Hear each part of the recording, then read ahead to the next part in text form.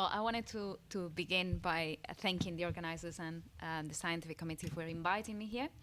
I want to especially thank Sky and Donatello for everything they've done. So we are very comfortably here discussing these things that are more relevant today than we thought they were going to be. So my paper is a response to Professor Kurlander's paper, but I think there's quite some overlap with Donatello's as well. So I think that's going to make it interesting.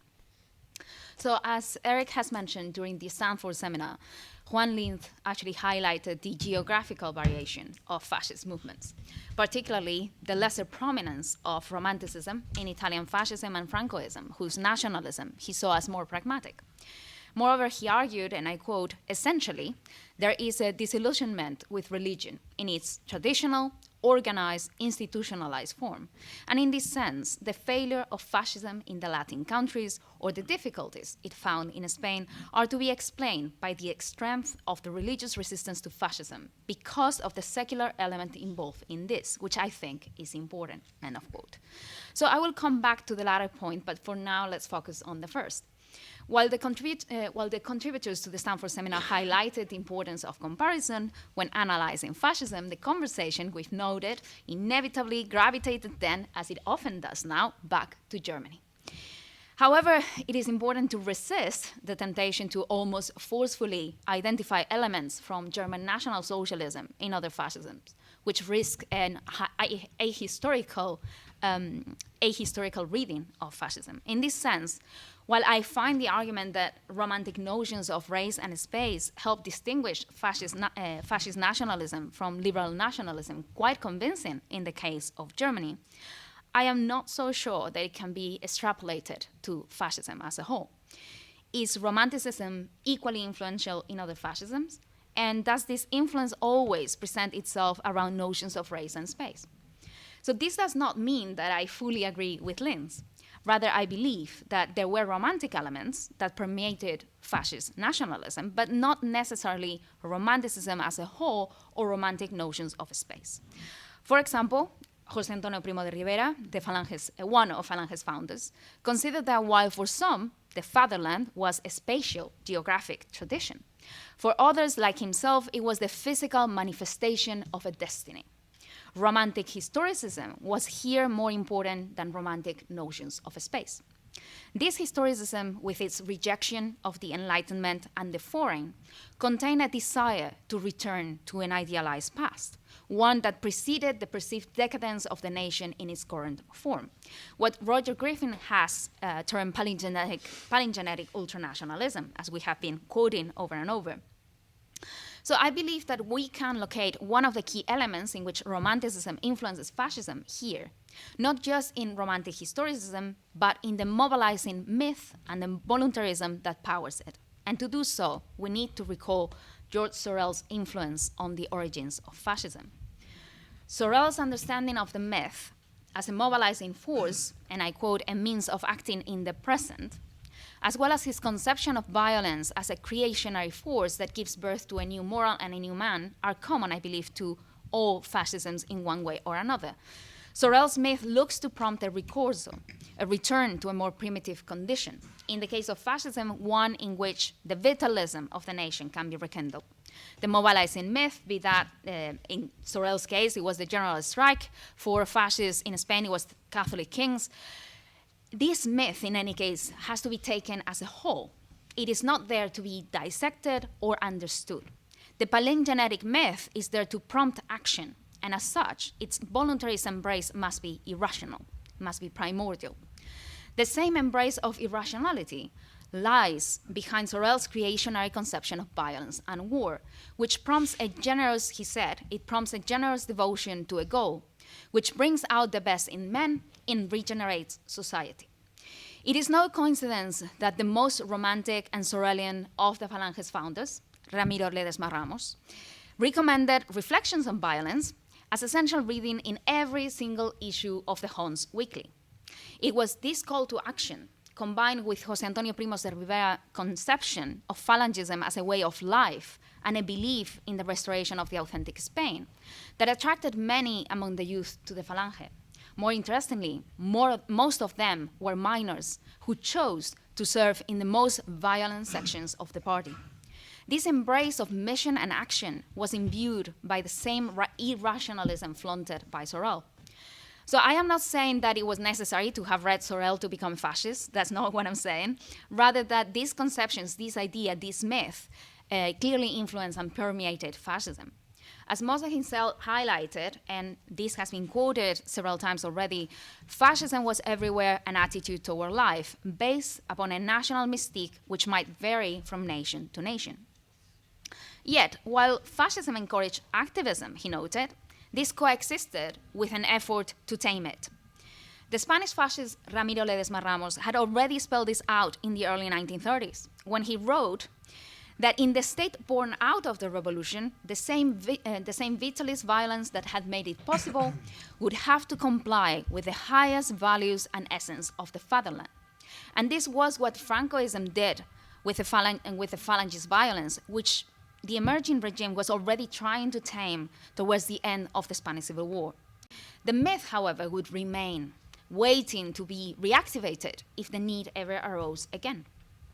In fascism, the mobilizing myth was bound up with nationalism and a romantic historicism that looked for a recourse to a primitive or essential nation, before it had been contaminated by the foreign ideas that had led to its decadence. Such ideas, obviously, but racialist conceptions of the nation, in which only the true German, Italian, Spaniard, etc., could prompt the nation's rebirth. In this sense, during the Stanford seminar, Karl Dietrich Brahe pointed out how a different notion of community was key to fascist nationalism. As Mosse put it, a natural or genuine community conceived as sharing a national past, present, and future. That is a racialist community based on exclusion and xenophobia everywhere, even among movements who seem less racist than others. And I would, for example, point out to Brazilian integralist action, which located Brazilian superiority in a combination of races, but left no space in society for Jews, for example. The othering of the enemy confirmed the superiority of the messianic fascist man prompted to action by the mobilizing myth. Now, was Linz correct when pointing to a disillusionment with traditional religion and the strength of religious resistance in explaining the prominence of Romanticism in German National Socialism and the success or failure of fascism more broadly? I don't think so, at least not fully. Even in Spain, where the Falange championed the Catholic essence of Spain, we still find clear romantic elements there. Furthermore, George Sorel actually took primitive Christianity as a prime example of the kind of recurso the mobilizing myth was supposed to provoke. In fact, the identification of certain religions with specific nationalisms, that be the Croatian Ustasha, the Legion of the Archangel St. Michael in Romania, Argentinian Nacionalismo, show that religion can coexist or be leveraged or merge with fascism. I am not so sure, therefore, that secularism is a requisite for successful fascism. I rather agree with Robert Paxton in arguing that fascist success is more difficult where the right can still present itself as an alternative. It has nothing to do in that case with religion. This, however, sometimes means that we find nations where, while outright fascism does not triumph, the right becomes heavily fascisticized. And this was the case of Francoism, which rested on the fascist Falange and a much larger fascisticized right. Or Brazil, where Getulio Vargas soon quashed integralist action to consolidate his own power. Now, how do we then distinguish fascist and liberal nationalism? As Eric has asked, is the first a continuation or a reaction to the second? I would argue that fascism is both a continuation and a reaction to liberal nationalism. Fascism could not have developed without the nation state or liberal nationalism, while the mobilizing myth rests on the same core elements of identity that Eric has reminded us preceded the 19th century. As such, fascism was a continuation of liberal nationalism, but also a reaction to it because it was perceived as stifling the nation.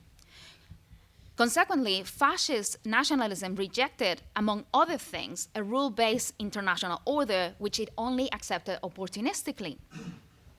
And I think this also coincides with some things that were mentioned yesterday about imperialism, right?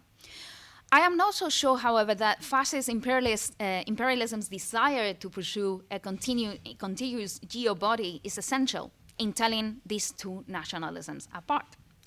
While this might be the case of Germany or even Italy, where does that leave nations or movements?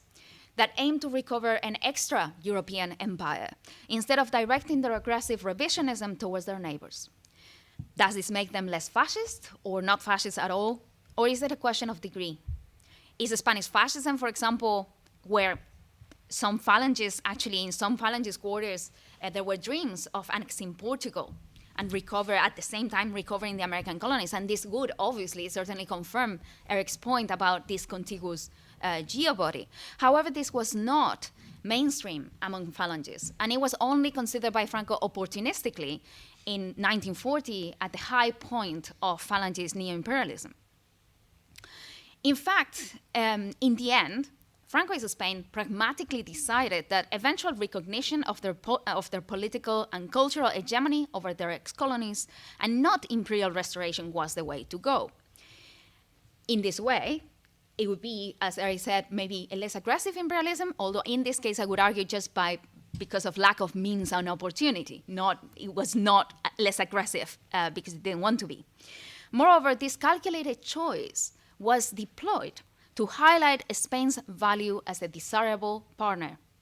Be that by leveraging Spain's influence over Latin America and over the north of Africa, they tried to present themselves as a partner that could counteract, be that the United States during the Second World War or the Soviet Union later on. In this sense, when trying to pinpoint the common elements that distinguish liberal and fascist nationalism, we must remember that the prevalence of certain elements will always be dependent on the historical experience of each nation. Besides, different case studies show that a neat division between fascist and not fascist states does not really hold. There are fascisticized nations and movements who either take on some aspects of fascism or initiate a process of fascisticization that can either progress to total fascism, be stopped, reversed, or create something new. It's these cases that further complicate and illuminate the history of fascism and the liberal turn more broadly, because as shown by Ángel Alcalde and Aristotle Calles, both of them in the room, and others have as well, fascism was, and I quote, a transnational and global phenomenon that violently expanded by processes of transfer, mutual inspiration, hybridization, interaction, entanglement, and cross-border exchange, end of quote. It was in fact co-produced by diverse, multivalent agencies and very different political strategies. At the heart of this co-production, we find dynamics of exchange and cooperation that should be explored more closely if we want to understand how fascism and its offshoots behave. Against this background, attempts at creating a fascist international, for example, have been dismissed as a cover for the pursuit of nationalist goals, or by some fascists themselves, as a pesky remnant of the bourgeoisie. Yet, while there were clear limits to the ways in which ultranationalist movements and regimes could collaborate with each other, such contact and interaction was not a mere smokescreen, because it was based on a shared worldview. For example, among the very varied motives that pushed non-Germans to join the Waffen-SS, shared ideas around anti-Bolshevism and anti-Semitism were prominent, and they did not respond simplistically to a pursuit of nationalist goals. Anti-Bolshevism proved as well a fruitful platform over which to build a relationship between Nazi Germany, Fascist Italy, and the emerging Francoist regime during the Spanish Civil War. The fact that, as the Italian diplomat Leonardo Vitetti noted, Germany used the anti-Bolshevik campaign to distract Britain and stoke her fears about the Italian presence in the Mediterranean. This reality illustrates the fractious nature of the collaboration, but it does not invalidate it. It's just complex. So despite fascist denunciations against internationalism, fascists made clear use of it for their own purposes, as shown by Benjamin Martin in the field of culture and by David Bryden in that of health. The networks built upon these contacts had a direct effect over the construction of the new fascist order and anticipated a broader fascist cooperation that seemed to be based upon different understandings of the regionalization that Eric has already mentioned in his paper. Now, while the idea of regionalization was championed by Carl Schmitt for the benefit of Germany, it was present in other parts of the fascist and illiberal milieu. José Antonio Primo de Rivera, for example, stated that it was time for the world to be ruled once again by 3 or 4 main powers. While the Nazi-fascist alliance in the Second World War was founded over the idea of distinct spheres of influence, at least at the beginning. Others made clear efforts to secure a rightful place in the new fascist order, be through the participation in the Waffen-SS or by defending the rightful place in the new racial hierarchy, as was the case of some in the Basque country. These interactions rarely obeyed to just one motivation, most notably nationalist agendas. For example, Francoist health experts pursued professional goals alongside anti-Bolshevik and nationalist ones. Other times, cooperation crystallized around the alignment of certain objectives, as it was the case of Nazi phalangist cooperation in Latin America. And all these networks and contacts operated, however, within a dynamic of cooperation and competition, which sooner or later made evident the limitations of international cooperation among fascist and illiberal nationalisms. Against this background, both the romantic historicism that underlie fascist movements and the fascist denunciation of internationalism produce a contradictory situation in which fascists of almost all colors spent almost as much time identifying themselves as kindred spirits as stating their unparalleled uniqueness. Still, these transnational contacts among fascist, illiberal, rightist movements and regimes existed before, during, and after the Second World War, not without consequence. The expansion, transfer, and adaptation of corporatist ideas in the interwar period, for example, is one of the best studied cases. It has been mentioned several times. The interest in corporatism not only carried fascism to the center of political debate, but facilitated points of contact between fascists and some Catholic circles, illustrating the reach and influence of these networks. Besides, contact and cooperation among fascists and fellow travelers carried on after the defeat of the Axis in 1945. Madrid, for example, transformed into a fascist nexus, as Pablo Del Hierro has shown, where fascists of different backgrounds not only found refuge, but a space from which to reimagine fascism for the post-war period.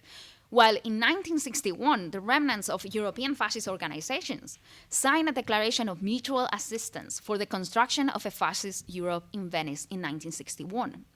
Now, these post-war attempts at resurrecting fascism might have failed, but they still illustrate how their cooperation should not be dismissed as a mere cover for their nationalism.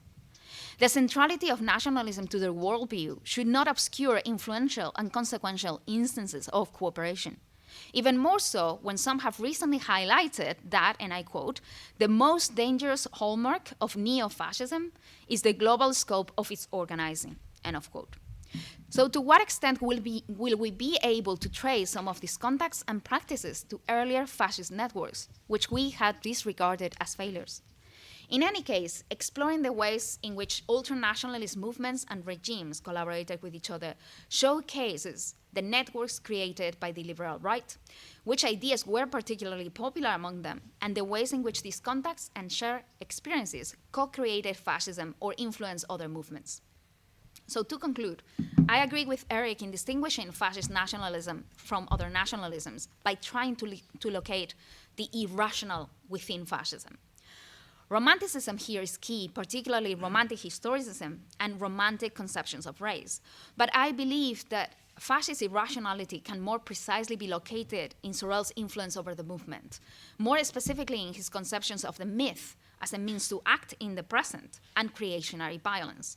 I am not so sure that romantic notions of space are equally central. Here, however, I think presenters from yesterday's panel on imperialism will have more to say than me. And I believe that to further explore this aspect and better understand the nature of fascism, we need to look at the ways in which it behaves in the international arena. And I don't mean the aggressive foreign policy that we all know about. I mean the ways in which fascists and fellow travelers interacted, cooperated in the formulation of a new order based on different understandings of regionalization. A collaboration that was based on a common worldview and not just on nationalist agendas. So I look forward to talk to you and see if any of these ideas actually fit other case studies across the globe. Thank you very much.